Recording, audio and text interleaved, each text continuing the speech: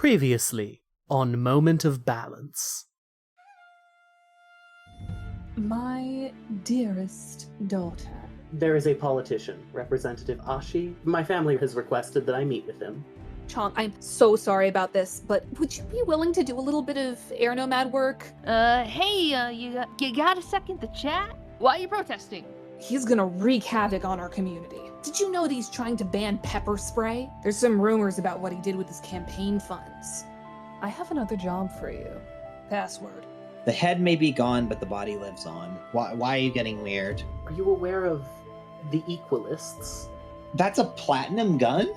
President's friend.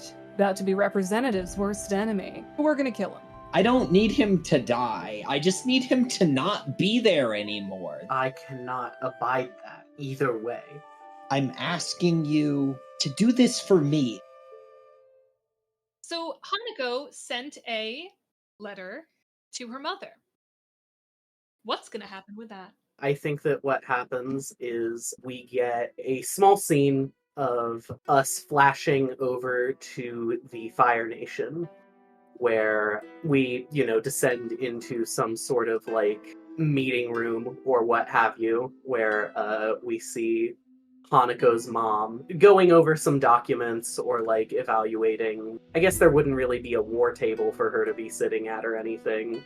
So yeah, I think she's just reading through some documents or something, and a messenger comes in and says something along the lines of, General, a report from your daughter. My daughter? Yes, she seems to have responded fairly quickly. Go on. He clears his throat and begins reading. General Hikaru Seki, I am certain this letter finds you well. I received your message and attended the meeting as you requested. I am pleased to report that we have Representative Ashi's support. As you are no doubt aware, I have created a number of contacts within Republic City. They are valuable assets. I'm sure you're beginning to quirk your eyebrow in that way you do when I start speaking nonsense. Here's the thing, Mother. Your tactics work. The Fire Nation courts are at your mercy. Yours is a model I have attempted to live up to for years. That is why I must urge you to understand.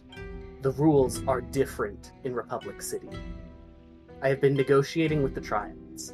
I believe that they are a more loyal and effective power base than corrupt representatives who can be voted out of office at any time. Ashi has no love for our project, but the Triads are willing to get their hands dirty and to fight for a cause when one is presented to them.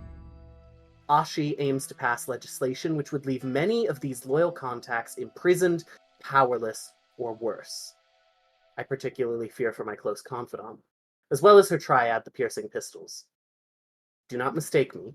This is not mere sentimentality, as I am sure you would accuse me of. They would be losses the magnitude of which I scarcely believe my mission can afford. Representative Ashi is a golden opportunity, but he will come at a cost. While you can rely on selfish officials to carry you to the top of the Fire Nation courts, to do so in Republic City would not only be foolish, it would be weak and short-sighted. It has come to my attention that certain groups in the city wish to keep Representative Ashi from taking power. I do not wish to see the death of one sympathetic to our cause, but I will not shoot myself in the foot, if you'll pardon my use of triad slang, by allowing him to take power if it can be avoided. I am taking a pair of trusted associates to ensure things go correctly. Everyone is in agreement. Ashi need not die. If all goes well, he will still work to serve our goals, while I feign interest in helping him re-achieve office. I do not expect you to approve of my decision, but I expect you to trust me to know what I'm doing. In the event of Fire Nation expansion, the Piercing Pistols will turn Republic City into a mere stepping stone on the path to greatness. Best of luck in the courts, with all due respect and recognition, Admiral Hanako Seki. Bring me my pen. I have a few choice words to say to her myself. As you wish, ma'am. And he quickly begins retrieving pen and paper for her. You'll see that letter later. I can't wait. So yeah, with that, I think we fade back in on Republic City. In a perfect version of this show, we would cut straight into the action, but we don't have a plan, so we need to do that. So, last we left off, you each got a little bit of information. Chong, you got some information from a cop and a protester regarding Representative Ashi. Both Sabi and Hanako got information from Midori.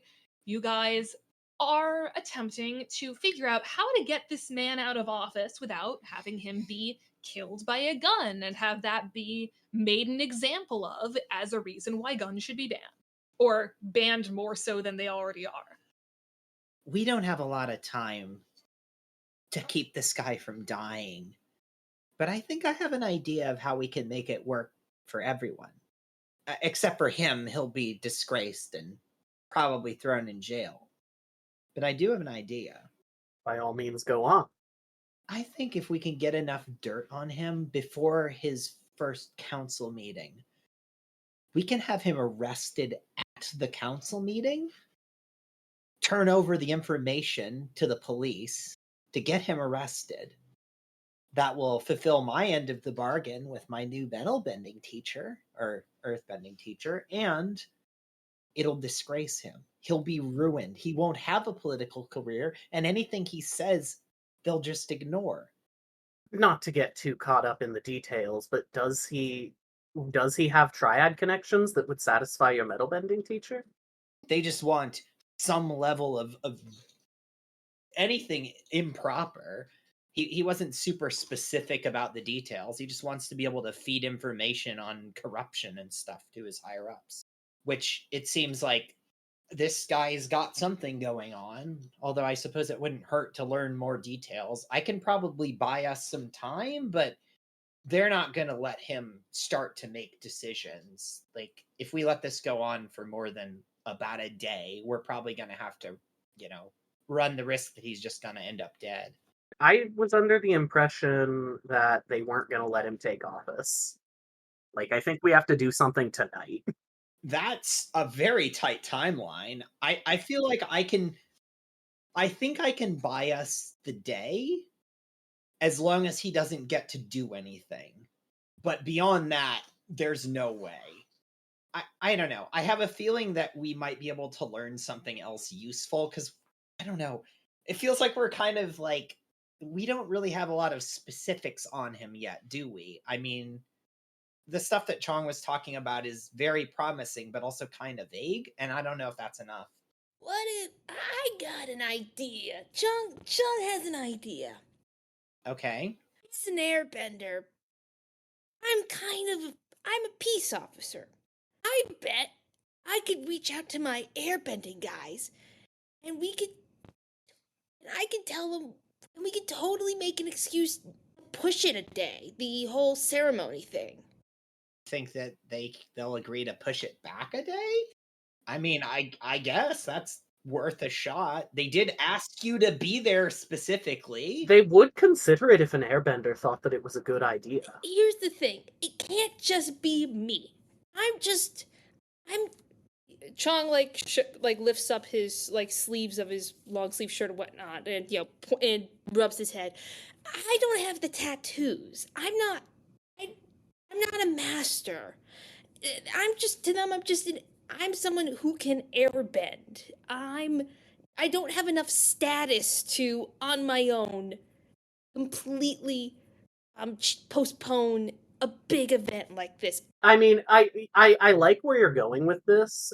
We could be saying that you might need the support of, I forgot her name, but the lady who's supposed to be there, that you're covering for? Her name was Soma. Soma, yes. Here's what I'm thinking. I think, honestly, just talking to Ashi, tell him, if I go to him and I tell him, or more specifically, his guards and policemen that you said, Hanako, he had, I go to him and I tell him the information that the protester and the cop told me. I tell him, hey man, there's a whole lot of angry people here. This could get violent, as an airbender, and I will be wearing the outfit, guys. So I will look a bit more professional, and maybe I'll like put on a hat so that way you don't see that I don't got the arrow. And I'll go in there like, doing like a little airbended trick in my hand, make sure that you actually know I'm, good with the stuff. Or maybe we'll send him a letter. I could like Hanako, you could write letters. Like, what if we like send these guys a letter so that way they know ahead of time, like, hey, I think there's danger. We should postpone it. I need to arrange to get another airbender on board. The cops will like reach out to the other official people, and maybe we can buy some time. Your time is really like we have like hours if you want to try to postpone this, and then we need to find something on this guy that's gonna matter. Like we can't just come to the fucking cops with some vague, oh, we think he's doing some bad stuff. Like There's something. there's got to be something. He's a fucking politician, but we need to know what it is so that we can actually do something with it. Here's the problem, and I don't mean to sound a bit angry here. No matter what we find and when we find it, this guy's still gonna get sworn in tomorrow, and your soup lady friend is still gonna come in there with a gun that you gave her and try to shoot him. It's like we're just gonna be like just getting bad letters on a dead guy. I mean, I think I can buy us enough time to find something on him and act on it. I mean, if we find something dirty on him, the cops are going to be all too eager to swoop in. I mean, in case you haven't noticed, the city isn't exactly like super stable politically, and I'm sure there's somebody in the force looking to just make a nice juicy collar so that they can boost their reputation. Like, I don't think that part is going to be difficult. No, that makes sense. So what you're saying is we need to kind of ninja our way someplace, find some juicy goss, go to either your metal bender bro or a other cop-like person, and then they will like take care of it, and the whole swearing in won't happen tomorrow.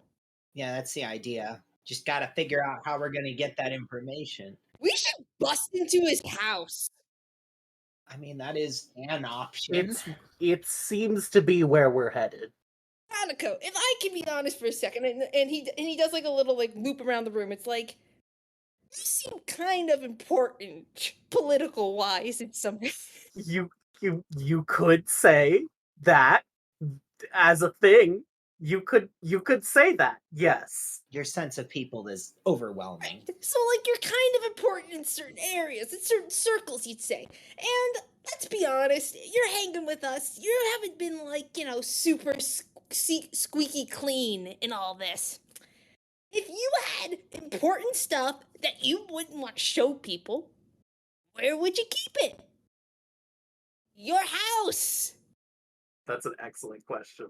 No, you are correct. And I'm not saying you do, but I'm saying if you were to.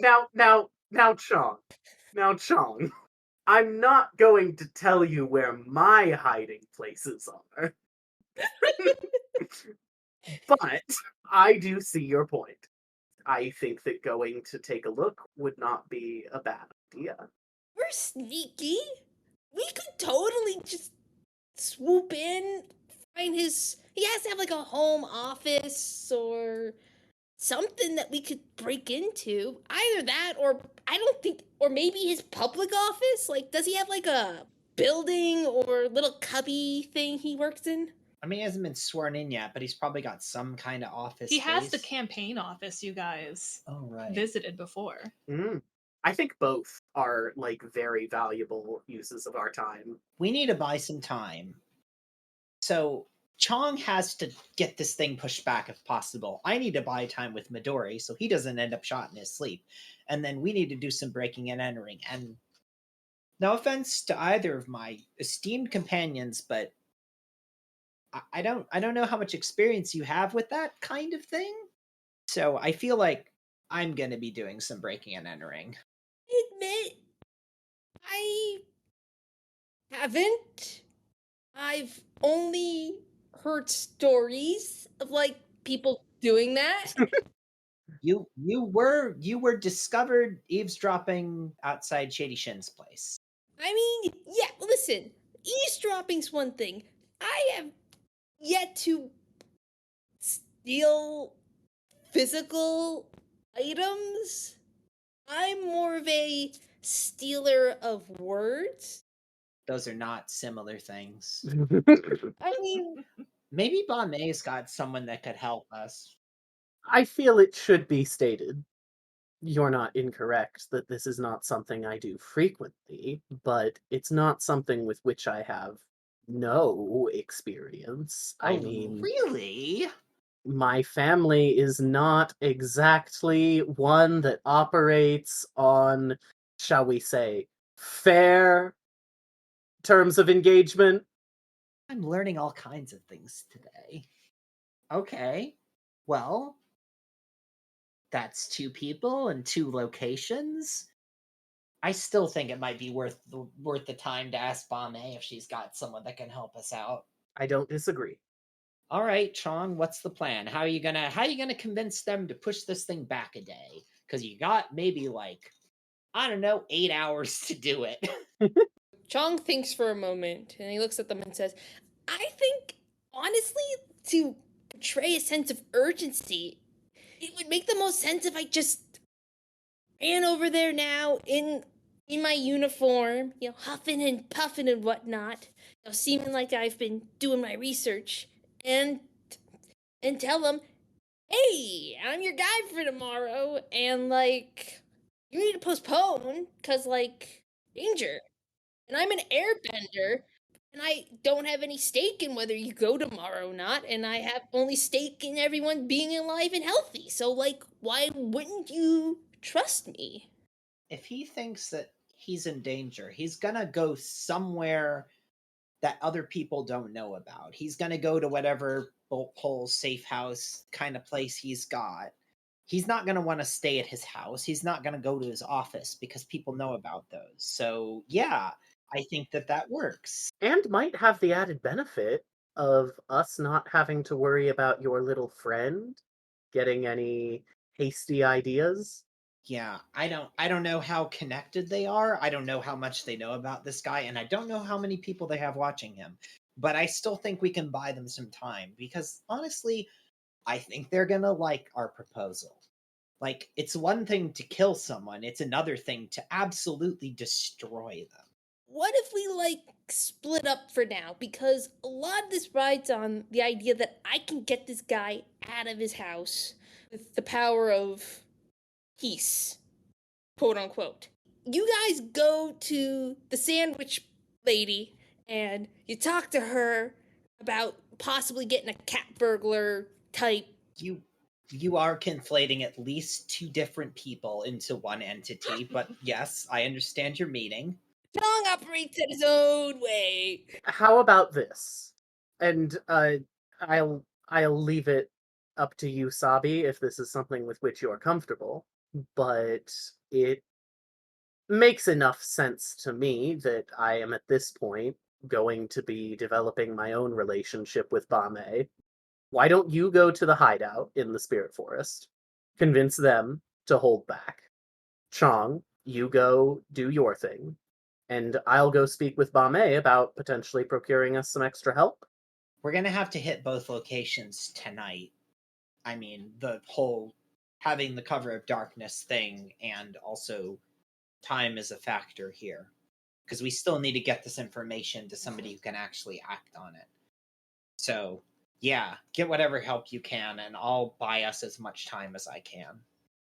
I think that's a good plan. And Chong, just, I would say be yourself, but be persuasive. Oh yeah, don't worry, I have the most calming presence. You're not wrong. Chong can handle this.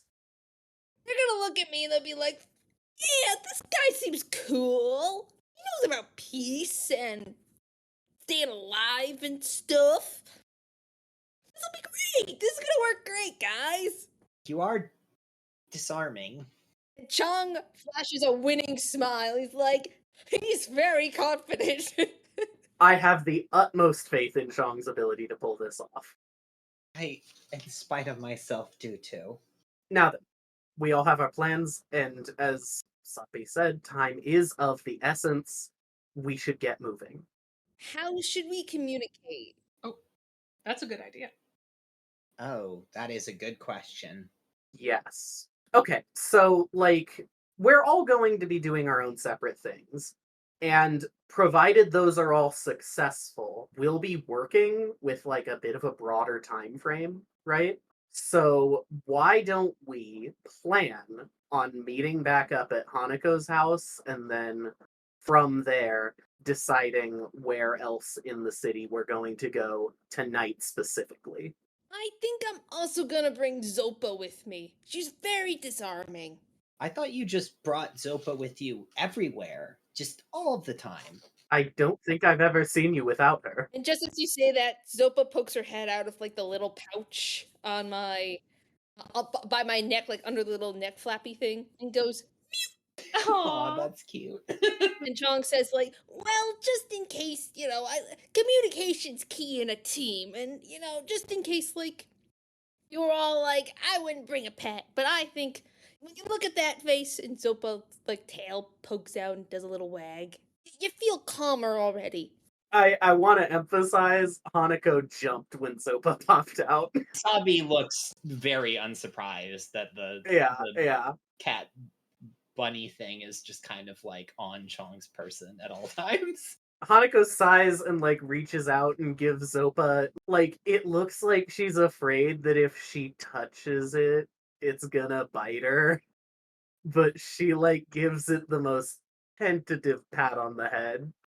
Also, so we're gonna have to decide what order we're doing the scenes in. I think everyone should roll 2d6, and we'll just go by. Oh, that's smart. Order. That's a of great way to handle that. roll. I rolled an 8. A 7. All right, I guess I'm All going right. first. You are making your way to the Equalist hideout in the Spirit Wilds. Enter the same way that you did before. You remember the password and everything. I trust that Sabi has a... Yeah, Sabi remembers it because I sure fucking don't. Yeah. And yes, you just walk straight to the back where Midori's little room where she does her planning for assassinations happens. Okay. Oh. Huh. Did you do it already? No, not yet, but I have something I think you're going to want to hear related to this. Go on. I know you want this guy out of the way. How would you like to absolutely destroy him, his reputation, and the reputation of everything he's ever touched? I'm listening. So, I have some arrangements with some people. We have a way of passing information on Representative Ashi that will completely destroy him, get him arrested, absolutely destroy any chance he has of politically doing anything. And I have a contact who can push back his induction ceremony to give us a little bit of time to act on this. I just need you and your people to hold off for one day, and we'll have him arrested at his ceremony before he ever gets a chance to swear in. All right. Huh. Always trust one of Bombay's girls to figure out shit, I guess. If you can promise the ceremony is pushed back, you know what? I'll trust this is going right. I'll trust that this is going right. But if the ceremony still goes on tomorrow morning as planned, I strike tomorrow night as planned. You've always got your option.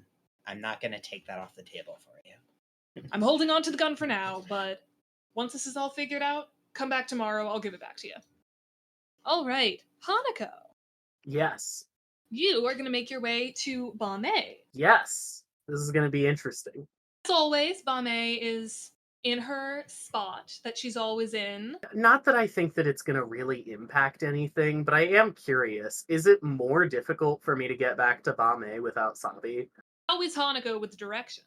I mean, I think Hanako knows her way to the hideout fairly well, right? I'm more curious if like the piercing pistols are more, if they give me a harder time trying to like see their boss. So, unlike the triple threats, there aren't that many of the piercing pistols. So that's why it is almost always like completely empty when you guys are there.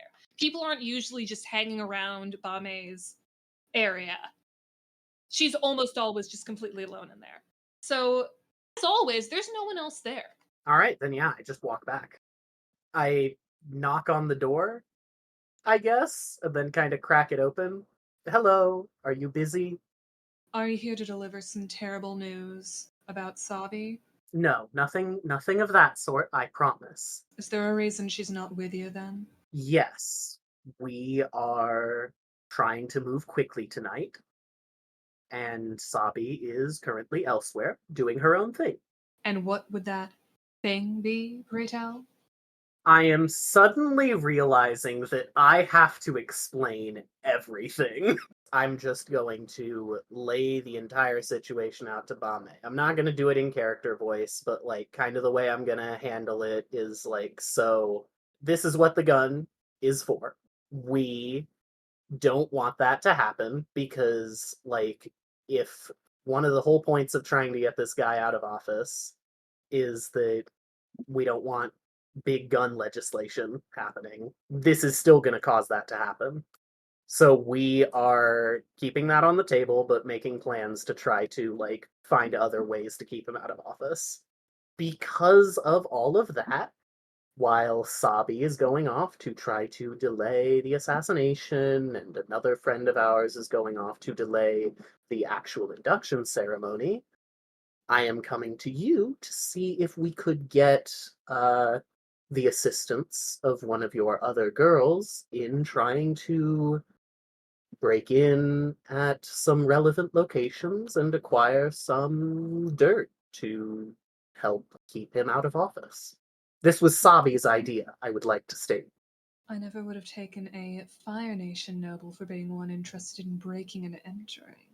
You will find a lot of differences between me and your standard Fire Nation noble these days.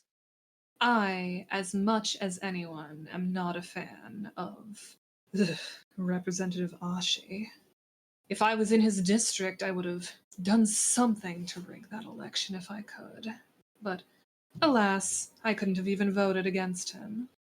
An upshot of doing it this way, I will say, is that if we can humiliate him properly, people running with his policies will be disincentivized from running in the future. I do like that. I am making an investment in the cash flow that is being put towards this group. And I am certain that you are enjoying the fruits of that. I would like to protect that investment to the best of my ability. And that means utterly destroying this man's group. I too would like to protect my investments. How many girls do you need? We will have Sabi, we will have our other compatriot, and myself. I don't think that traveling with an enormous party would be intelligent. I think if we can have just one or two, one to keep lookout, one to help us with the dirtier details, I think that would be wonderful. I trust that you'll take good care of my girls, seeing as you seem to have taken good care of Sabi these last few days. Tell me where to send them. They'll meet you there at midnight. I'm going to make the hard call that the first place we're going to go is the election office, if only because I have the out of character vibes that that's the place that probably has something for us. Does that feel good to the other two of you? Yeah, that seems like a good idea. Also, it feels like the potentially harder place to break into. I'll give the address for the election office and I'll say send them at 1 a.m. We have our plans to make sure that the place is empty, but the extra time will be good to ensure that that's the case. Deal. All right, then. A pleasure doing business with you as always. You as well. I hope this continues our fruitful partnership. I have no doubts in that regard. And I will give her just like a polite little bow of the head and back out of the room. All right. So, 2 out of 3. Why don't we hop over to Chong? Chong, you are speeding as fast as you can on, say you're using an air scooter. you're gonna use your airbending and show off that you are using your airbending as you roll up the steps to the city hall. You're going to blast your way all around. They've already set up barricades for tomorrow, and you are flying over those fucking barricades because you need the world to see that you are a fucking airbender right now. You're rolling up those stairs. You're gonna blast the doors open with a blast of air, and well, it's pretty late. It's after 9. People are packing up the town hall. There are a few stragglers around, including a secretary who is sitting at the desk, and your blast of air has blown some papers all over the place. She's shocked. She hasn't moved yet. She has no idea what's going on. I think what Chong's going to do here is that he's going to copy other airbender teachers. He's gonna pull a Tenson, he's gonna act like his masters, because to him, those were the type of people that were in charge and people paid the most attention to. Because he knows, he has the bread gut, he has no tattoos. He knows he just came in here with the rush. He needs to sell the act that he is a concerned but competent airbender peace official. So I think he floats down from the scooter, he stands tall, he does a stance that he sees Tenson do all the time, puts his hands behind his back, and he looks at the secretary and he goes, "Good evening. I have a very urgent message that I must speak to the heads of this event for tomorrow's induction ceremony immediately. I have very good reason to believe that the official that will be signed in's life could be in great danger, and I really must talk to someone about the security and possible postponement of the event." The secretary stands there in shock, like, oh my goodness, a security issue. Let me phone upstairs. And she grabs the pager. There's like phone technology. Yes, they have phones. They have right? like 1920s, 1930s technology. Yeah, so she So, grabs they she have like grabs a phones. phone, starts dialing frantically. Chong, I want you to roll to assess the situation. That is a 9. I'm gonna recommend. So there's not really a threat going on. So the ones that have to do with a threat or danger, those aren't the questions that are going to be most useful for you.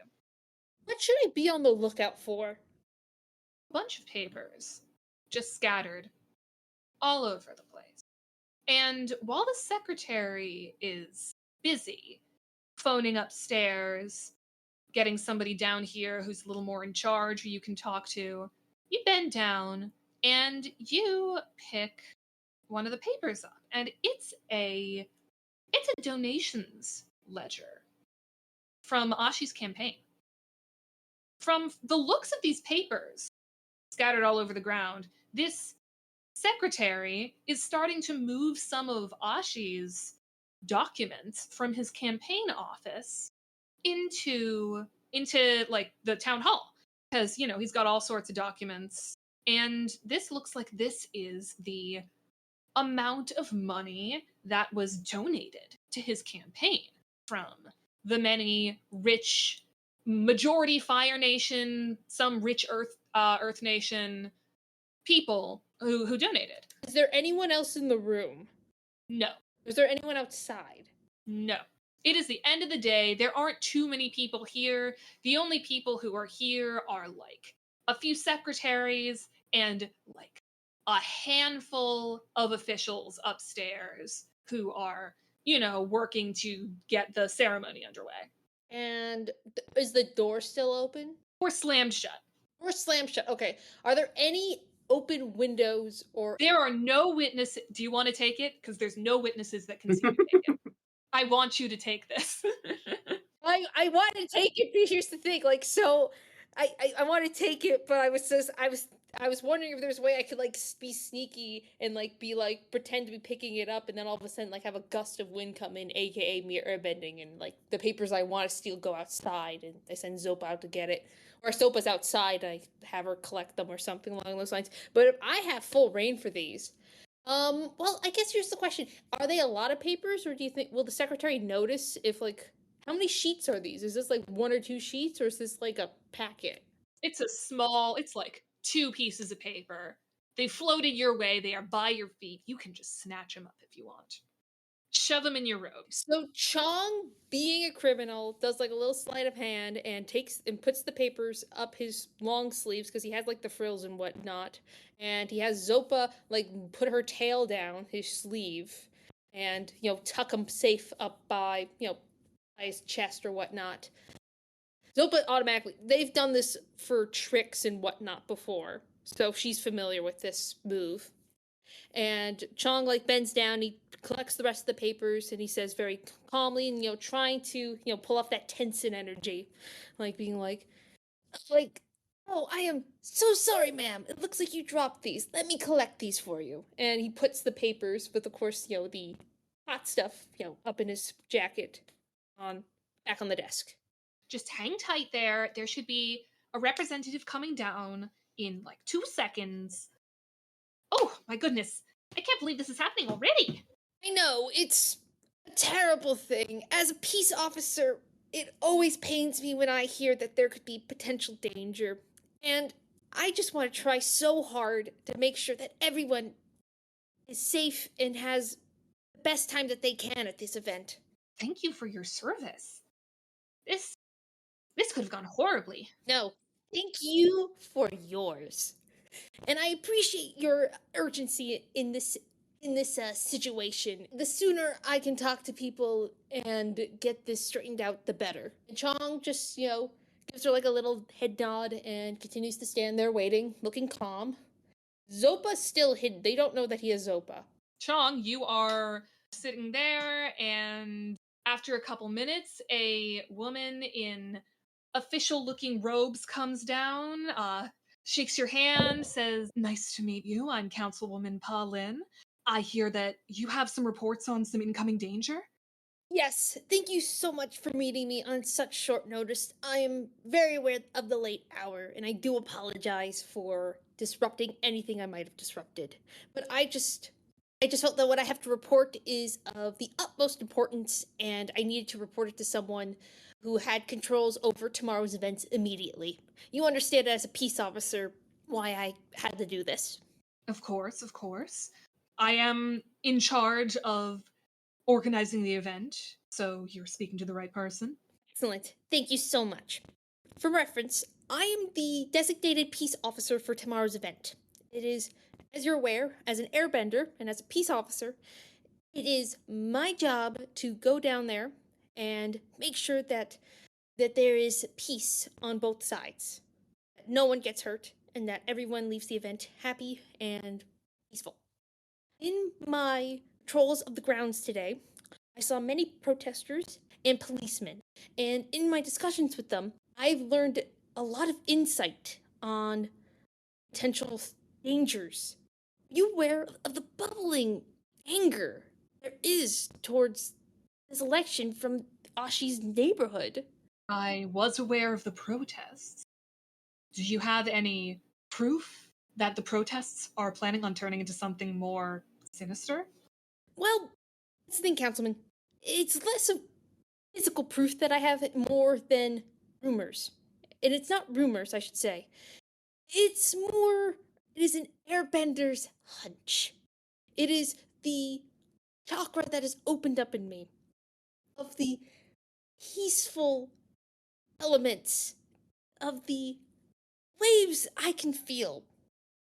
From what I've heard, while the protesters, most of them might be peaceful, I felt the anger in their hearts. And I have very good reason to believe, and the policemen too even think, that there's a potential of violence.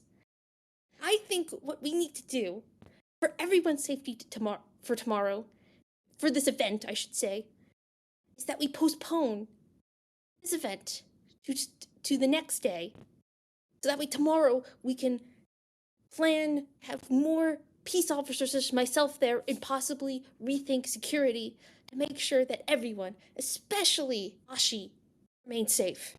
appreciate your concern, but do you understand the amount of panic that something like that could cause? By changing the date of a planned swearing-in ceremony, that could cause an outright panic throughout the entire city. I'm not sure I'd be able to do this without some solid concrete proof that something like a hunch may not be enough. Councilwoman, you see that Ashi walks around with 4 policemen and 2 bodyguards. He's not risking it. Why would we risk it? You can't just have, especially an event this big, is one person gonna be enough, you think? It's a whole thing scheduling peace officers. It was already hard enough for them to get me to come here. And you genuinely believe adding more airbenders is going to prevent a disaster from occurring? You've seen what airbenders can do. You've seen the effects they've had, especially as a councilwoman. You've had your own abduction. You can't tell me that the airbender there, or the airbenders, I should say, didn't give you a sense of calm and safety. And think of it like this. It's not even just for the safety. But there's so much turmoil in this city right now. And this is a big public event. Wouldn't it do not only this event good, but also this city good? By them having a chance to have a peaceful, safe event and a peaceful, safe transfer of power? We don't even need to say why we're changing it. We don't even need to list the reason. We can just say planning purposes or something along those lines. I mean, also, Councilwoman, the reason I came to you and not to Ashi himself is because with how he is, I didn't want to cause more concern. You didn't want to cause more concern, but you seem convinced that he's in danger. I am convinced that he's in danger, but I'm also convinced that delaying the event to another day and having another airbender or 2 and more security will create a better, safer event, and plus also make you look good because you'll be showing that you take proactive steps and listen to the community and make sure that everyone is safe. Roll to plead. Yes, 11. Oh, thank God. So, Councilwoman Paulin takes 2 seconds and thinks and sighs and says, there is a chance that this could cause a lot of unnecessary concern. I do not love the thought of changing a major event the day of. But if you are so concerned for the well-being of our new representatives, I have seen the protests, I have seen the cop presence, I have seen Ashi's bodyguards. I will alert the council. I will alert the event team. We will reschedule. We will make an announcement. We will reschedule. I highly appreciate your diligence on the matter, and even if this is a false alarm, even if this is just a hunch of yours, we can't let anything happen to our politicians. That would cause even more panic. That would cause even more disorder. So, thank you. I trust that you'll bring us a larger number of airbenders to appear day after tomorrow. Oh, Chong didn't think of this. So Chong looks at the councilwoman with like kind of that peaceful airbender like smile. Like he looks like he tries to pull on like the look of one of the monks. He tries to go for that vibe. So, and I think he's succeeding since he got the 11. So he looks at her and he says, "Why, of course. The airbenders, thank you for listening to our humble words and for taking our message to heart. You will not regret this." Okay, so Chong, gives her a deep bow. Councilwoman responds in turn. I look forward to seeing you in the next couple days. As do I. She turns, and her fancy politician outfit sort of sways behind her. Chong calls out to her as he's, heading through the door. "May the winds of peace reach you and stay behind your tail." And he yeets on out. Oh my God. All right. Where are we meeting back up again to coordinate everything? Bame sending a couple people to the campaign office at 1. We said Hanako's place, but, like, that was mostly a backup in case something went wrong. But nothing really went wrong, so we can kind of just shortcut it to the campaign office if we want. Alright, is Chong gonna meet up at the campaign office as well? Yes. I personally think he should. I know we're like, he's not good at the breaking He and should entering, probably but change out of his like official Yeah. airbender yes, outfit. Though. yes. So how I want Hanako to be dressed, because like she has never been out of official Fire Nation uniform in this show. So I think when she is going to intentionally do something very sneaky like this,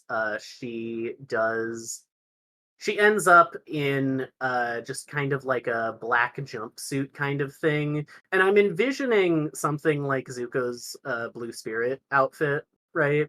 Probably not with that mask in specific, Yeah. but like, Yeah, how much of a theater kid is Hanako? I do think she has a mask. I just don't think it's that one. It's nothing quite that dramatic. Sabi is back in the non-fancy clothing, which is like designed to be as nondescript as humanly possible. Yeah, no, I think her mask is something like substantially more plain, like just more of just like a faceplate with eye holes, right? I'm assuming we're meeting like a block or two away to figure this out. One last thing. I'm going to have, because again, doing something sneaky, just like last time, I don't necessarily want my sensor lit. But I do want to have it on me and just have my flint and steel on me and commit to having to like figure out how to get it lit if something goes wrong. Oh, you all meet about a block away from the campaign office. All three of you are here, and two of the piercing pistols have arrived as well. Two girls, each equipped with Admiral's Friend guns. Sabi, I am assuming you know these two girls? Yeah. Yeah. Their names are Kiratori and Fawn. They are, as the rest of you are, similarly equipped or similarly dressed, very nondescript, so as not to be noticed by any possible guards. So, what's your plan? We need somebody to keep a lookout to make sure that no one comes by, and I feel like Chong, if you're willing to do that, you can blend in as a homeless vagrant or something similar to that. I was thinking I would just be late night buskin, you know? That makes the most sense. Is that a thing that people do? It can be. Maybe. Like, I can give it a shot. At the very worst thing, I'm happy. How about this? Here's what I want to propose for my lookout. I'm gonna sit out there. I'll have my case out, and I'll just be sitting and watching and doing maybe a little bit of air bending to, carry sounds towards me. And if I hear someone within, say, 1,000 yards, I'll start playing my flute. Most people shouldn't be able to see me before that, so they won't know that I haven't been playing. When you hear me play my flute, then I love your energy, but you know that 1,000 yards is like 3/4 of a mile away, right? Chong ain't good at math. Let's do maybe 100. We'll do 100 yards. Moment of Balance will return after these messages. We know the people of Republic City are tough, but there are those who choose to rise up and become something even more. To choose to stand for something more than themselves and make a real difference in the city. These are the men and women of the Republic City Police Department, the citizens who've chosen to give up everything for their fair city. And what about you, my friend? You hear the phone of duty ringing? Will you rise to answer the call? The RCPD is now recruiting for the class of 175. And if you've got the guts, the prowess, and the sheer unadulterated moxie, why not join the brave officers who keep our streets safe? Talk to a recruiting sergeant at the nearest RCPD major branch about joining Republic City's finest today. How's the flurry? Thrusters are burned out, of course they are. We lost both manifolds. The dimensional inversion dish is bent out of whack. Oh, and all of the saved stations on the FM radio have been reset. What does that mean? Well, it means we'll have to search for that alt rock station you like again. They're back. I'm Meanie, he's Llewellyn. I'm Herman! Yes, sorry, he's new. Facing the multiverse with optimism. Right, well, we're dead, we're dying, this is it. And top-tier expertise. I think I've got it working. Whoa, these electrical readings are off the charts! Yeah, you're holding it upside down. Oh. Tackling danger wherever they find it. When are you gonna land us somewhere cool? Well, it's not like we can steer the bloody thing. Come on! Give me dragons! Give me pirates! Arr, trespassers! Okay, space pirates. Way to split the difference. And facing impossible challenges. Llewellyn, have you considered that there will be realities where you just can't get Newcastle Brown Ale? No, I refuse to accept it. Lobsteroids, yes. Religious robots, sure. No Nuki Brown? It's just not possible. But can they find their way home when they can't even trust each other? You're a real jerk, you know that? Did I know that? It's listed on my birth certificate under gender. I don't know if I can trust you. Yeah, the slightest chance of getting home and you throw your entire moral code out the window. I'm just being pragmatic. Jump Leads, a sci-fi comedy audio drama podcast. A brand new season coming soon. It's an infinite multiverse. Infinitely deadly, Captain. But infinitely funny, too. Welcome to the Jasmine Dragon. How can I help you? I'll have... Oh, is that a new menu? Yes, it is. We just got a new tea supplier, Many Worlds Tavern. Want to take a look? Yes, certainly. You offer all of this now? Not all of it. We've got a few flavors in the shop, but they're an online tea and coffee company, so you can have tea sent straight to your house. I'm going to pretend I know what you mean by online. Or what's this here, about a monthly subscription? They've got a couple of monthly subscription packages. The Treasured Realm Single Origin Coffee Blend and the Fabled Foliage Tea Selection. Each one comes with a bunch of fun accessories, like stickers, collectible cards, and a set of dice. It's tea for the tabletop. Dice? I am partial to Pai Sho myself, but I don't think I know any dice games. I think there's a version of Street Pai Sho that uses dice. I'll consider it. They sell all kinds of gaming accessories, too. Dice trays, playmats, the works. Also, a portion of every bag of tea or coffee purchased is donated to gaming-related nonprofits. Tempting. I don't know if I'm in the market for a whole bag right now, but let me try a cup of the monthly special. The Yanari Cauldron, a sweet tart hibiscus tea with caffeine? Sign me up. Coming right up? And, if you change your mind, you can use our affiliate link in the description below and use coupon code BardRockCafe for a discount. Here you are. Thanks for stopping by the Jasmine Dragon. Anytime. Ooh, that's good.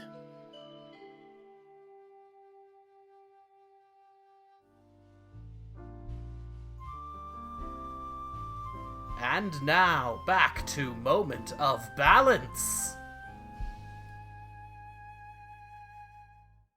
What is the layout of this campaign office? Buildings around it, what kind of neighborhood is it, how well lit is it, etc. Things I would be able to see without having to do anything.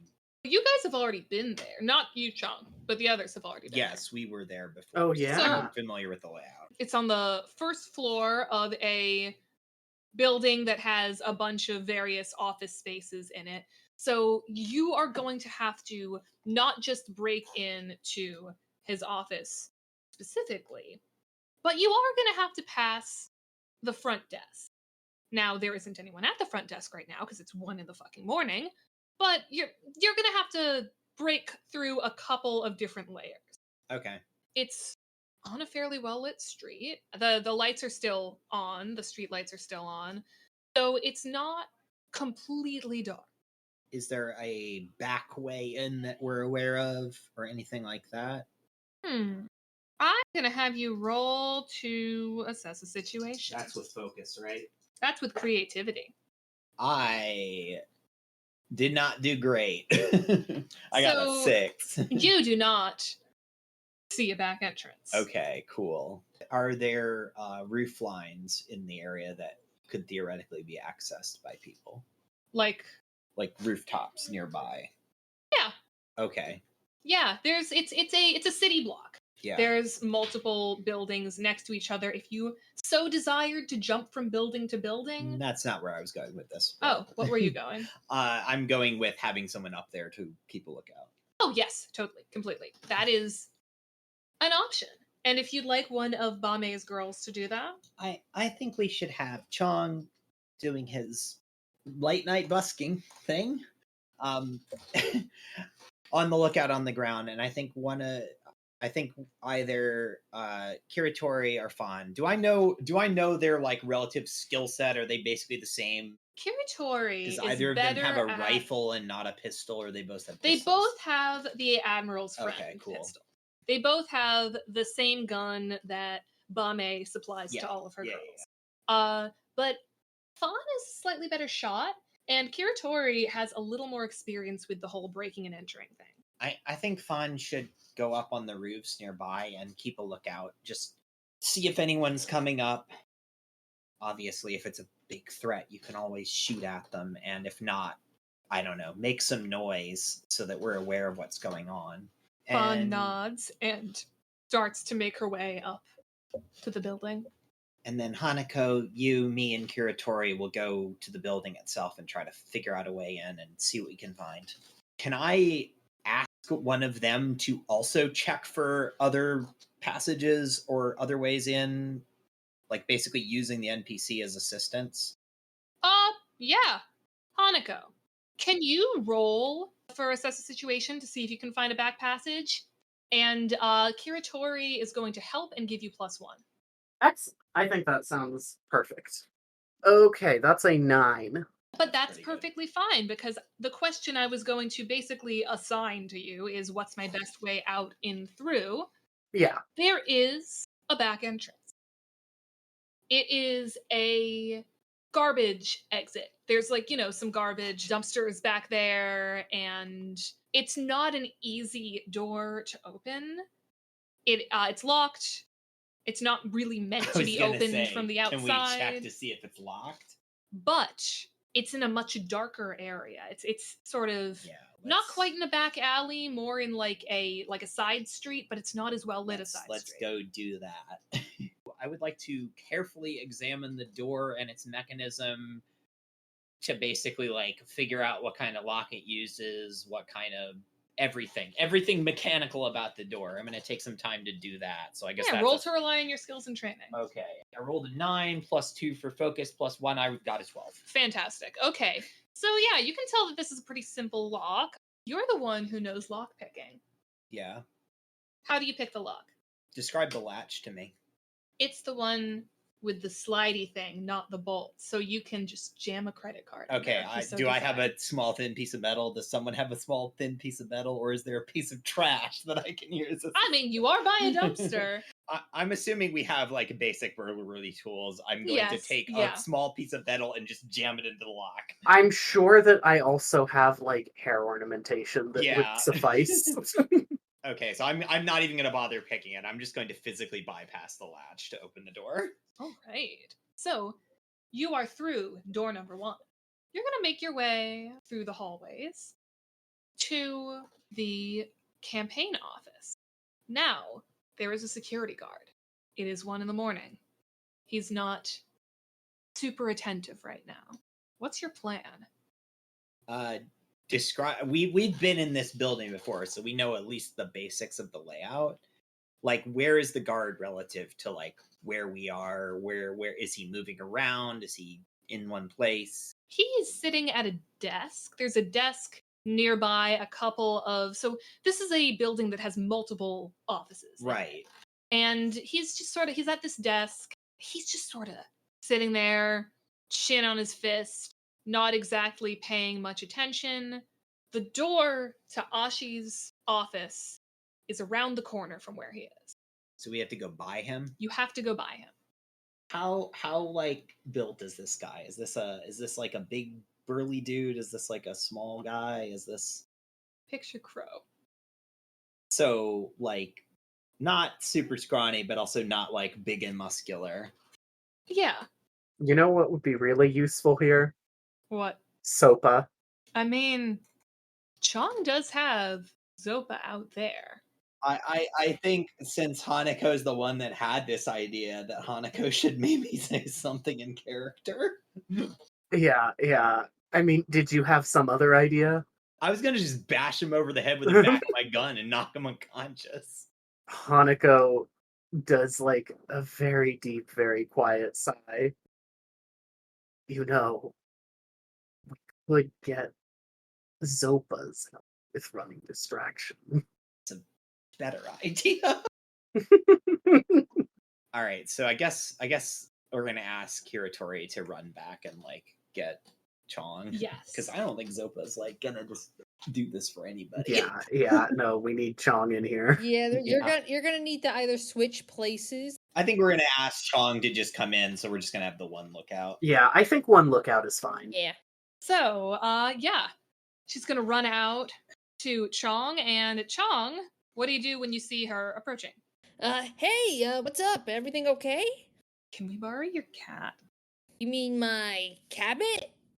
And Zopa pops her head out and goes, Oh, wow, she's adorable.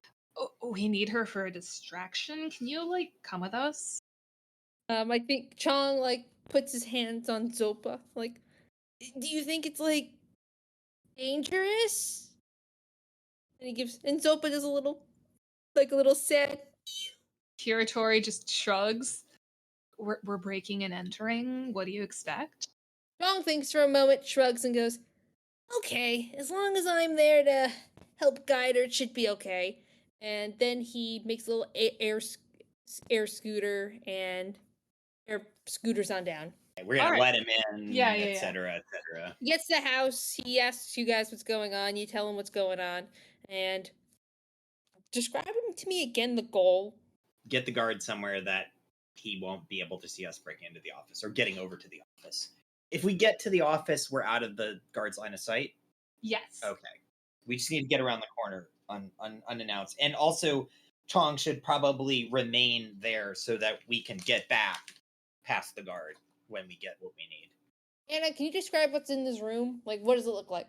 So it's a hallway. There's a security guard station. The security guard's sitting there, just sort of zoning out. And yeah, on the other side of this hallway and around the corner is Ashi's office. Okay, so there's only the office, the security section, and then the door. There's a few more offices on this floor, but yeah, there's the security station. Is there a bathroom? Yes, there is a bathroom. I have an idea. In the security guard, is there stuff on his desk? Yeah, he's got a big green book with a bunch of where he's like supposed to write down any incidents. Does he have pen? Yes. Does he only have one? Yes. Chong takes a peek inside. He thinks for a moment. He looks at Zopa, and he whispers a bunch of commands to Zopa. Zopa looks at him, gives him like a little cat nod, goes, meow, and hops off his shoulder, pads on in. She goes into the security guard's office. I don't think he sees her immediately because he's in his book and whatnot, and Zopa's quite low. And with her long tail, Zopa takes the pen from the officer's hand and then sprints to the bathroom. Security guard, he stands up and he's like, oh, what the fuck? Hey, you little shit! And he gets up and he tries to scramble after the cabinet. Okay, in the bathroom, Zopa jumps up to the top of the stalls. Alright, so he's gonna like jump around trying to catch this little guy, and Zopa's just gonna fucking rocket around the room. Like, jumping between the stalls, between the sinks, like, cannot be caught. Pretty much, yes. And I think in between that, she also locks the door. Oh, so she locks the guard in the bathroom. The bathroom has a lock that doesn't allow you to exit. I mean, Zopa's also It does now! No one needs to roll because this is delightful. Alright, so I guess once all this happens, Sabi leans over to Chong and just whispers, "Stay here. We'll be right back." And then I guess the three of us are going to go around to the office door. Chong is going to keep a close ear to the door. He's going to be like doing a little bit of like airbending trip and keep an eye on Zopa's sounds and whatnot. Because Zopa will do a certain chirp.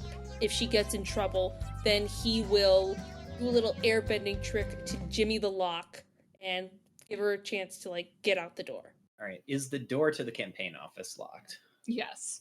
Okay, I guess I'm gonna check the door and see what kind of mechanism it has. Yeah, roll to rely on your skills and training. Is it 7 plus focus is 9 plus 1 is 10.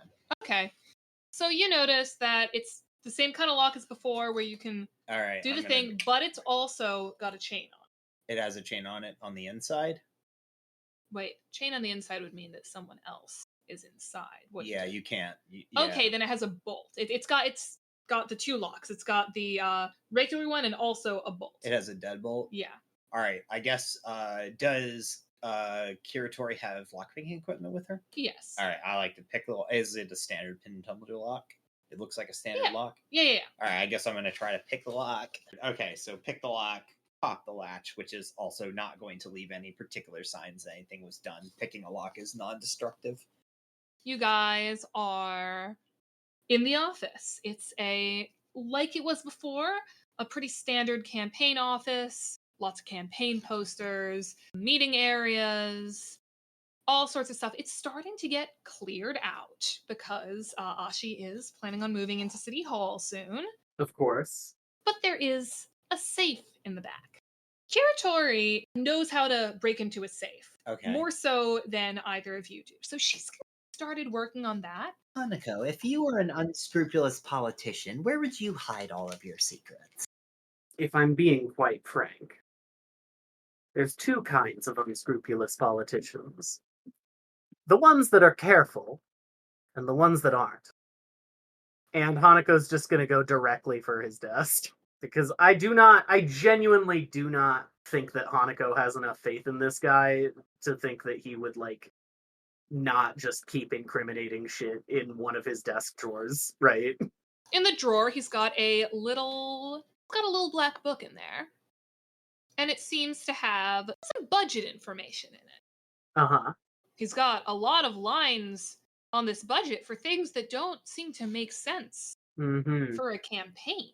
There's no advertising line here. There's a staff line. There is a staff line, but it seems much larger than your standard political campaign. I'd be willing to bet that if we cross-reference this with some sort of more officially recognized budget, we'd be able to find a lot of holes. Yeah, I bet you would. And there's a weapons line in this budget. Oh, well, he truly is just a fool. Yeah, if I were running on an anti-gun platform, I don't think that's the play that I would have gone with, but, I guess that's not why I'm not in politics. That's the reason he won't be in politics for much longer, either. It seems like Kiratori has finished picking that safe. There's a big book in there. You don't say. It's not a budget. It has nothing to do with funds. It's a plan. Oh, shit. It's his outlined plan on building his own private militia. Oh, so this guy is he's stupid. I think I understand why my mother was so invested in this relationship. I think we've got enough to bury this guy, 10 feet under the jail. This is a paranoid motherfucker. If you were to find the official donor logs and budget that Chong stole, you would see that he has been embezzling quite a lot of his donors' money in order to build his family a private militia for their manor slightly outside of the city, because he is so paranoid that either another Earth Empire is going to happen, or another Equalist uprising is going to happen, or another terrorist attack is going to he is so paranoid from all of the events of the past 5 or so years that he has stolen millions. I think we've got what we came here for. terribly funny how self-fulfilling this prophecy was. Leave the safe open, and let's make it look like somebody was here. I've got a little extra idea for this guy, just to really twist the knife here. Oh. So Sabi's gonna row around sort of like tossing papers and just making it look like somebody's been going through his stuff. Yeah. All right, I think we can leave now. On the way out, I'd like to lock the door again. Someone has been in the office, but they had a way to get in, i.e. someone who had a key. Oh, delightful. All right, I think we're done here. Does the front door have a way to, like, leave without having to open a lock? Is it like one of those doors where you could just open it from the inside? I mean, I think your safest bet is going to go in from the back, because the back is going to, it's All one of right, those yeah, automatically locking doors. Oh, okay, so yeah, let's go do. You're going to walk by the bathroom. Just as you walk out of sight of the bathroom, you see the guard burst out of the bathroom after figuring out how to unlock the door, and Zopa drops the pen and hops away, and the guard like pulls out a phone and is like, boss, we got a cab infestation here. Gotta send exterminators quick. What direction does Zopa run in? I'm sorry, out of curiosity. Outside. Excellent. Zopa follows all of you outside. Chong is so proud. He's like, oh, he's like, hey, Zopa, who's a good kitty? Who's a good kitty? He's whispering to her, like, and he's giving her like the best belly rubs right now. So you got your info. All right. We don't even need to go to his house. This do feels we? very unambiguous. This guy was so paranoid. He just lays everything out there. It's like baby's first plot. You don't even need to review budget lines and look for discrepancies and dig. You could just show it to anybody. It's almost... no, I recognize this. This is a wannabe manifesto. Okay, I think I have another stop I need to make tonight. Oh? Kiriko and Fawn can... I think you can go home now. I need to give this information to somebody who can act on. I'm planning to go to the metal bender, the cop's So house. Officer Fujo's house? Like, immediately. I don't know. It's late in the night / early in the morning now. I'm assuming we spent a couple hours doing all this. Yeah. So he's gonna get off work soon. So you can just sort of chill at his house. He works. Yeah, that's right. He gets off in the morning. Okay, yeah.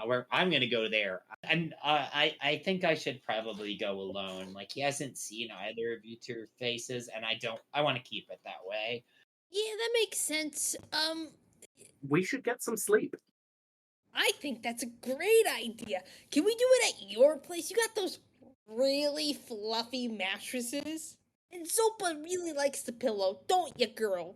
If Zopa tears up that pillow, you will be paying for it. Well, have fun sleeping with Chong. I'm gonna go take care of a thing. I think Hanako is slowly realizing that this is gonna happen more and more. Chong is just psyched. He's like, oh my god, I have a bed with a blanket. Chong has filled us in on like the whole like airbender situation, everything with the plan for the assembly and all that. Oh yeah.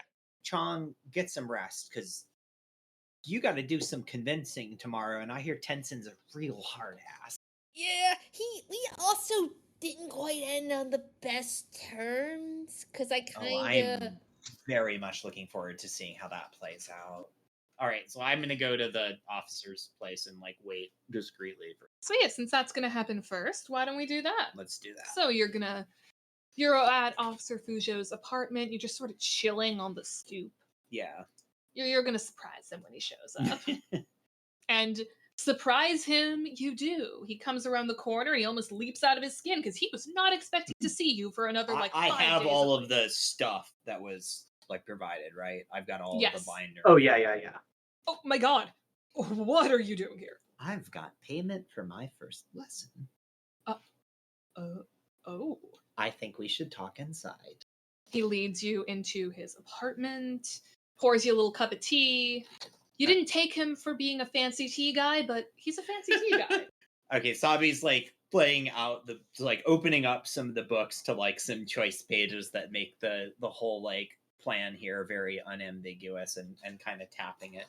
You know, the councilman Ashi that's coming into office, he's like dirty, like private army dirty. Private army? Yeah, take a look at this. She's like flipping through the details of his plan. He's looking through and he comes to a spot where it says that he plans on basically replacing all of his police guards with his own private guards with much more dangerous weapons. Because at the moment, the cops just have their metal bending equipment. They don't have guns. Yeah. This private militia has military grade weapons. He's just staring at this dumbfounded, like, my God, he wants to put us out of a job. Yeah, I kind of got that sense from reading through it. So, like I said, this is payment for my lesson, but also I have one request. You have to do this as publicly as possible. He's getting sworn in tomorrow morning. I think you should arrest him at the ceremony before he gets a chance to be sworn in. And you want this to happen at the ceremony? I think you want this to happen at the ceremony. This guy is bad, and this will make an example of him like no other. And I think that serves both of our interests here. I show this to the other cops. Oh, they're gonna be just as pissed as me. God damn. We thought this guy was gonna bolster our budget? Ooh, yeah. Consider your first lesson paid for. I'm guessing Sabi does not have the energy to do that right now. Oh, no. I don't have the time for that. I have to head back to the station. Because I have some information to turn in. I'm gonna go pass out for about 10 hours now. You have fun with that, and I don't know. I'll see you from the crowd. All right, she's gonna just like discreetly leave. He gives you a little salute and gathers up all the info. He gives me a little salute, and I like flip him off. Yeah, so time for Chong to confront the airbenders. Wait, before we do that, I want to play out the scene when I get back. Okay. All right, I got some good news. They're obviously on board with stopping the plan to replace them all with private security, so assuming everything goes well with the Air Nation and all that, then Councilman Ashi, or future never-to-be Councilman Ashi, is going to have a very, very public arrest and trial. I should probably, I don't know, prepare or something, or go talk to Ba Mei and get everything squared away, and probably need to, I don't know, check my guns or something. Yeah. On any other day, I would say, absolutely. That sounds like an amazing plan, Sabi. Mm-hmm. You should get straight to work. Yes, I should. But we have had a number of very long days in a row with very little rest. Good point. You very much need to sleep, so we can enjoy the fruits of our labors properly. I'm gonna go pass out for a few hours now. I'm assuming Hanako's got like a guest room or something. Yeah. All right, Sabi's just gonna go in there and just like falls down in the bed and is like instantly asleep. So maybe while she's sleeping, maybe Hanako and I are just chilling in the bedroom, and I think Hanako sees that Chong looks a little uncharacteristically nervous. I think what it is Hanako is like putting you to bed and making sure you're comfortable and everything, because she is an immaculate host. Chong. Sorry. I'm spacing out a little bit. I guess a long day, you know? It's all right. I perfectly understand. We are all desperately in need of some rest. I can't help but notice that you seem nervous. Is it that obvious? I know we're already all so stressed. The idea of getting everyone else all riled up. I don't want to do that. I'm strong, you know? I'm easygoing. I appreciate the sentiment. I do. And believe me, you are, despite all of my protestations to the contrary, quite a calming presence. But if you have any trepidation about what we're off to do in the morning, I would like to hear about it now. Chong does a big sigh. I think he sits at the edge of the bed, but he doesn't quite meet your eyes. He's getting a little nervous. Well, it's, the thing is, when you talk to airbenders, you gotta, like, go to Air Temple Island and get Tenzin's permission. And don't get me wrong, it's already bad enough asking for 3 airbenders day of to go to an event like this. You gotta talk to Tenzin. Don't get me wrong, Tenzin's a very respectable guy, but I didn't leave the temple on good terms with him. I left on good terms with a lot of other people, but not really him. I see. I don't think he even knows that I'm supposed to be at the event tomorrow. I don't think, because I'm telling you now, even with them shorthanded, I don't think he'd ever ask me. I don't think he'd ever think I would be worthy to wear the uniform again. He is quite a severe man, isn't he? Oh, you got no idea. We had a tough relationship. We were never mean, just oil and water, you know? I will tell you what, Chong. I am not close with Tenzin by any stretch of the imagination, but we have met, exchanged pleasantries a couple of times. I sense him to be a man that appreciates formalities. Would you say that I'm correct in that regard? Yes. He is definitely. He's like someone who, if it's not rigid and if it's not proper, he ain't doing it. Well, luckily for you, I am nothing if not rigid and proper. Yeah, but you're like a reasonable one. Benson's like a rock. Like a really craggy, rough rock. You're like a better rock. Polished rock. You know, you're a rock that I would see in a fancy store. You know? And like have like a really high, like 3-4 digit price on it and make people would like look at the rock and go, "Ooh, nice rock." Then look at the price and then go, "Nope," and walk out to the store. You know? Chong, you're a flatterer. I see your point, and I understand why you're nervous. But I think that if you bring me with you, I will be able to help smooth things over. I'm certain that we can do this, and I know you to be a man who is quite adept at getting what he wants. I don't think Tenzin is such a rock that even you couldn't move him. Yeah, I guess we'll see what happens. But we'll certainly try our best, and you know, really appreciate it. I know we're not super close yet, so I appreciate you coming with to help and do this with me. Of course. We're working towards the same goal here. Though, as you've mentioned, we're not quite as close. You don't share the same relationship with me that Sabi does. I value your skill. Though Sabi may not recognize it at times, I truly do believe that in many ways you are the most skilled among us.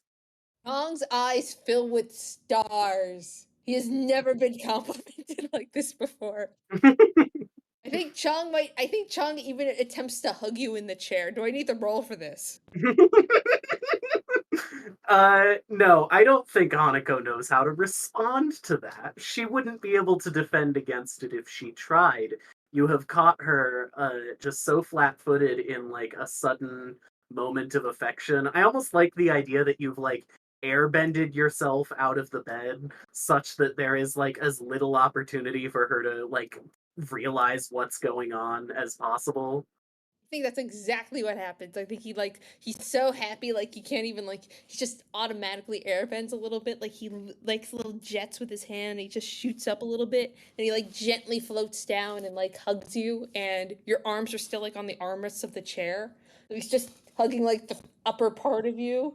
Not only are her arms still on the armrests of the chair, they are like gripping the armrests of the chair tightly. Yes, and Zopa's by your feet, like nudging your ankles. And Chong goes, "Oh, you're the best! Thank you! No one's ever said such nice things about me." Ah, yes. Thank you. And like she removes one of her hands from the chair and gives you like a pat pat on the back. I think after a moment he lets you go, and then he like does a big stretch and a big yawn and goes, "Oh, well, we got a long day tomorrow. What do you say we hit the hay, eh?" Yes, I think that is smart. I hope you have a pleasant night. You too. Oh, and before you go, Hanako, I think you're really cool and super skilled too. And I know you kind of feel. I'm trying to think of the word here, but I know that you place yourself in a high position and that you really value what others say about you. But don't forget, like, you are like totally awesome. And like, no one would do anything that could take that away from you, especially while you're working with us. There's like a genuine moment of silence that passes as she like processes that and tries to figure out how to respond to it. And I think she can't land on anything else but thank you, Chong.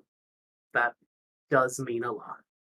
Look at us. We're getting all chummy. I like it. We gotta do it more often, man. Yes. Yes, we should. Chong gets under the covers and does a big sigh and goes, "Ah."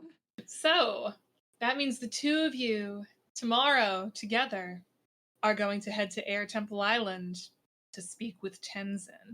Ready to embark on that journey? Absolutely.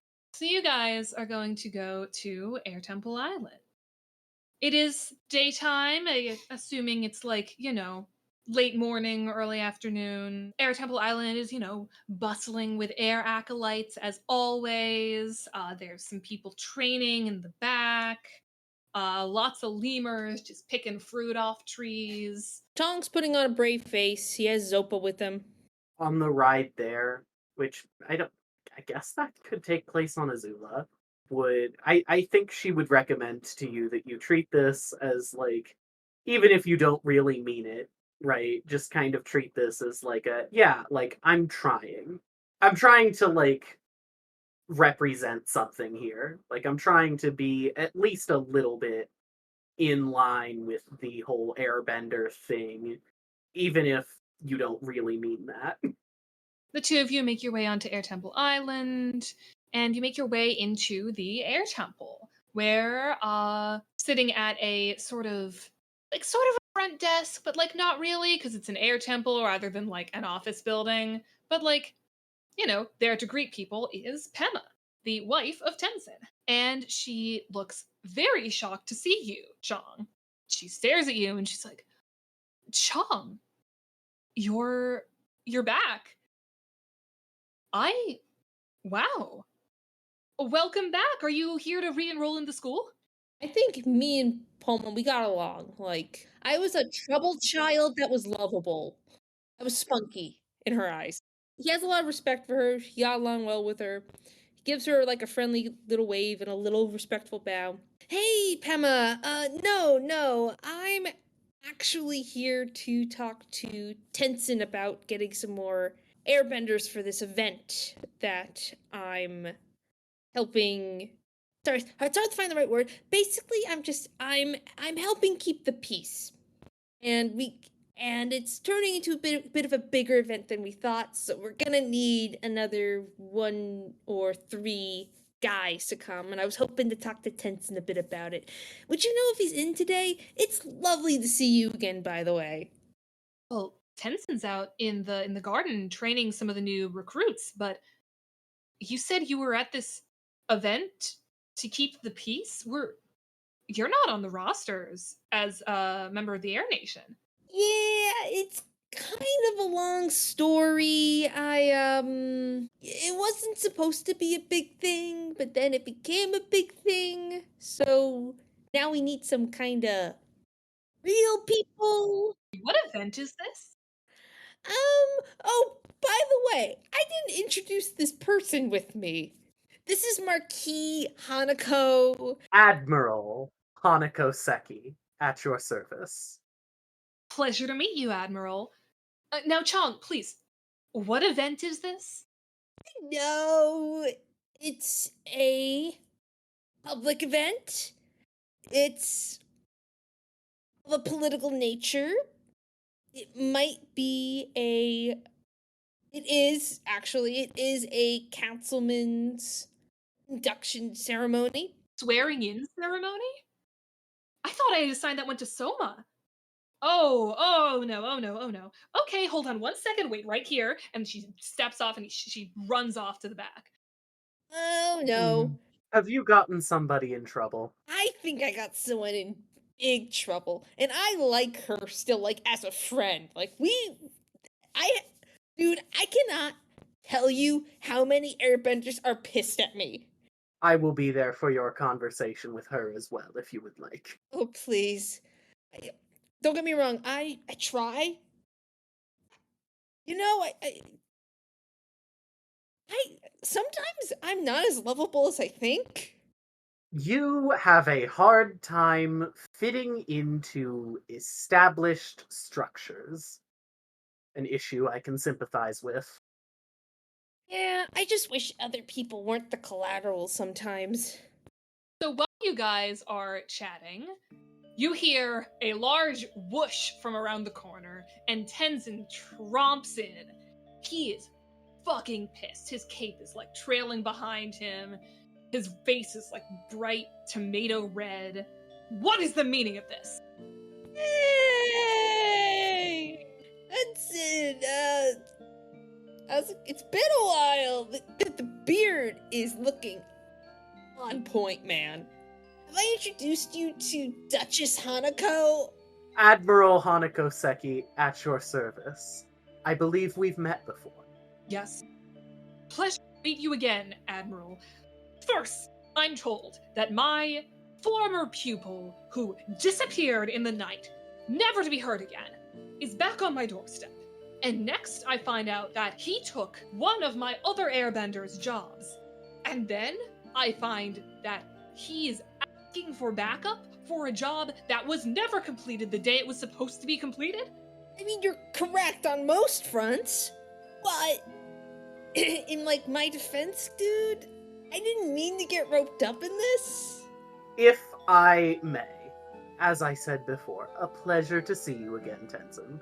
The event was delayed because there are very serious danger to the life of the representative who is intended to be sworn in. We have appeared to request further backup for that event because we believe the presence of additional airbenders will help assuage the very tense situation. Just can't believe I wasn't informed about this. That is what is happening right now, sir. That is why I am here. As you can see, this is not simply an issue of one delinquent getting in over their head, if you'll excuse the phrasing, Chong. That's pretty accurate. There is a very serious situation at foot here. The event was delayed last night. You are being informed as quickly as possible and through the proper channels. Liked the airbender who I had assigned this assignment to be the one telling me, but, well, she'll be getting a talking to later. If you don't mind, I, of course, was expecting a properly trained airbender to be in position at this event. I would quite like to have the word with her myself, if you don't mind. Well, go ahead. Chong, I trust that you know where she is. Well, when Soma checked in with me, she told me that the other airbenders need some extra help with some stricken Earth Kingdom villages. So she had gone off there to assist the other benders, doing her job. Like, really good. Pema, check the rosters and see where Soma was reassigned to.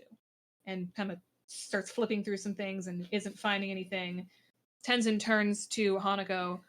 I trust you that this is serious business, but my airbenders are extremely thinly spread. I'm not sure if I'll be able to find enough help for you for this.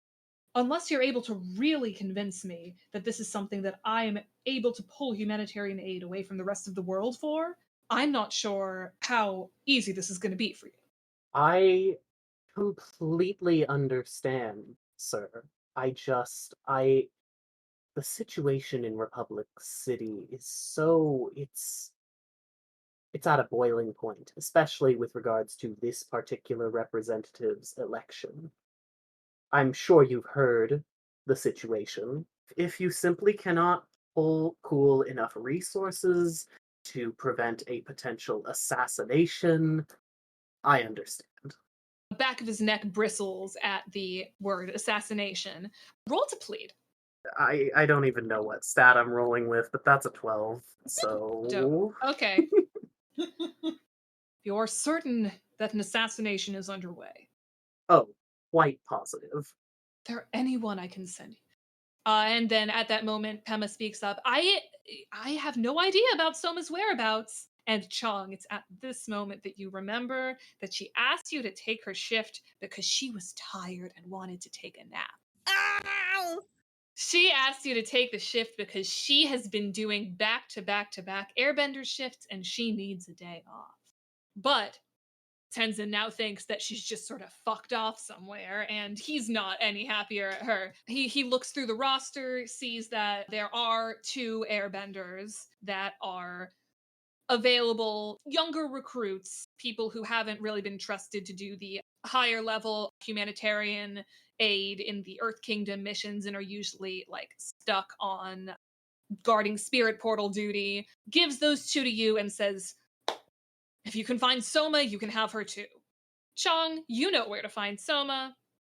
I'm just gonna trust that you're gonna find her, grab her. So you've got your She's probably been asleep this whole time, and I know exactly. And I just remember now. But he schools his face. But Chong internally is like, "Oh no." But Tenzin does turn to Chong and says, thank you for coming to me. You did do the right thing.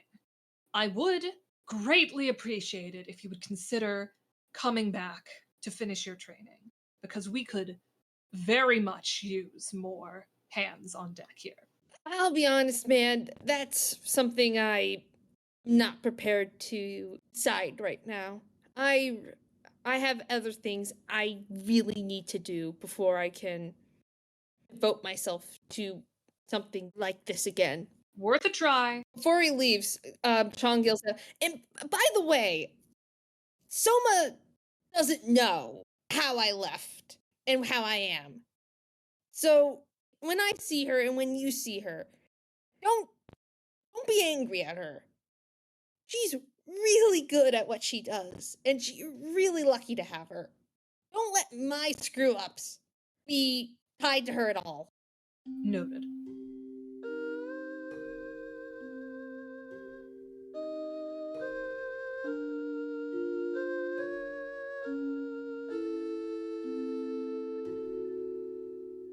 Sure, on the boat, Chong looks exhausted. He felt like a 10,000-mile stare as they're like looking over the water.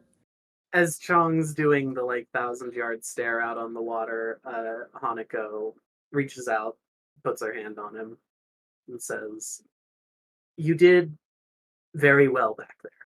I'll be honest, I don't really feel I did. If you weren't there, he would have torn me to pieces. Not physically, he's too monkish for that, but you know what I mean. I do, but you handled it well. I think now is a good time to flash forward to the swearing in. I'm gonna be in the crowd. I'm gonna sort of be blending into the crowd because I'm not somebody that has any public association with any of the official stuff. I mean, if you wanted to, Hanako would make this offer, right?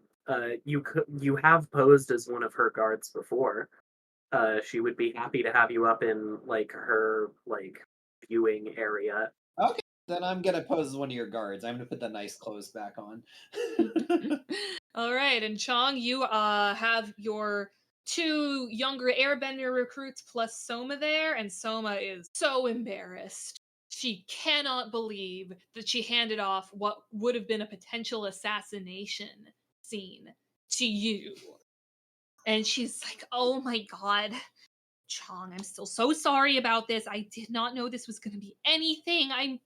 Oh god, when tens of years about this, Soma, listen, me and my friends, we already went there. It's all cool. And listen, I didn't know. I'll be real with you. This should have been fine, but everyone's way more mad at this guy than anticipated. You could not have known. You are A-okay, my friend. Please don't be mad. At yourself, at me, anything. Just don't be mad in general. Please, you're so cool. thank you for taking care of this. Oh, well, this will be well worth your show. I can't wait to hear it. Hey, Hanako. How'd the airbender thing go anyway? Well, there was yelling, but I think everything was smoothed over as well as it could have been. So, productive yelling. Yes. That's good. So this is all taking place on the steps of City Hall. There's a big stage set up and some barricades, and Councilwoman Pauline, who has been entrusted with overseeing the ceremony and doing all of the speeches and everything, steps up and welcomes Representative Ashi to the stand to do his swearing in. He steps up. It's like, it is my honor to serve the people of Republic City, especially my dearest constituents from the South Side. I could not be more honored. And as he says that, a bunch of cops bust onto the scene, led by Officer Fuzhou. They send their metal towards him. They wrap his wrists up in the fucking long metal thingies that they use, and they shout, "You're under arrest under guise of embezzling funds and forming an illegal private militia." Officer Fuzhou marches out front with his badge out and with a big stack of papers in one hand and says, "We have evidence that you are forming a private militia using funds from your donors." And in front of everybody, grabs this man, pushes him off stage. Everybody can see him being pushed into the paddy wagon. There's murmurs going through the crowd. The protesters are cheering. His constituents are, though the ones who voted for him are shocked and appalled. And yeah. I don't like cops, but I really like this. See, Sabi, a show worth resting for. So the crowd disperses. The newspapers are absolutely flooded. Theories about what's going on. People are yammering about this everywhere. The news shows on the radio are going nuts about this. But the man's never going to take office again. The name Ashi has been completely disgraced.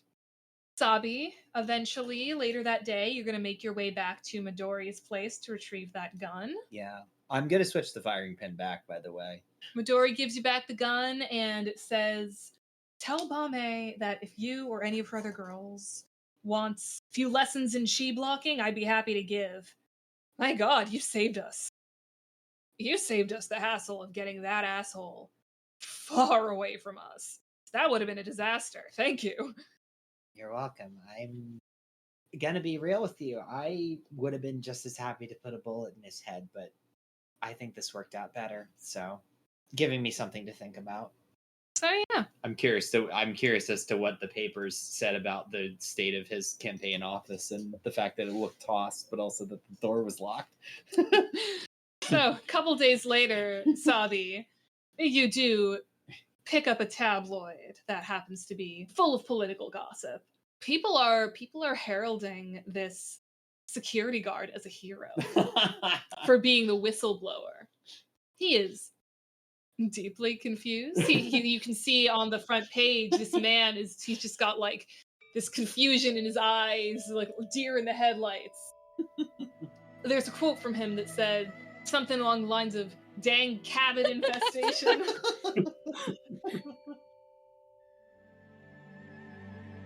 Thank you for listening to Moment of Balance. This episode featured Janiyah Riley as Sabi, Chrissy Sylvia as Chong, Dami Carmia as Hanako Seki, and Anna Marcus as our GM and producer. The music for this episode was written by Anna Marcus. This episode was edited by Dami Carmia and Anna Marcus. If you liked what you heard, you can support us on Patreon at patreon.com/badrep. Huge thanks to our patrons, Janiyah Riley and Saturn Nieves. Moment of Balance is produced by Bad Rep Productions and is part of the Bard Rock Network. Check out Bad Rep's other shows at badrep.productions and Bard Rock's other shows at bardrockcafe.com. The Bard Rock Network is sponsored by Dragon Master Games at dragonmastergames.com. And remember, may the winds of peace reach you and stay behind your tail.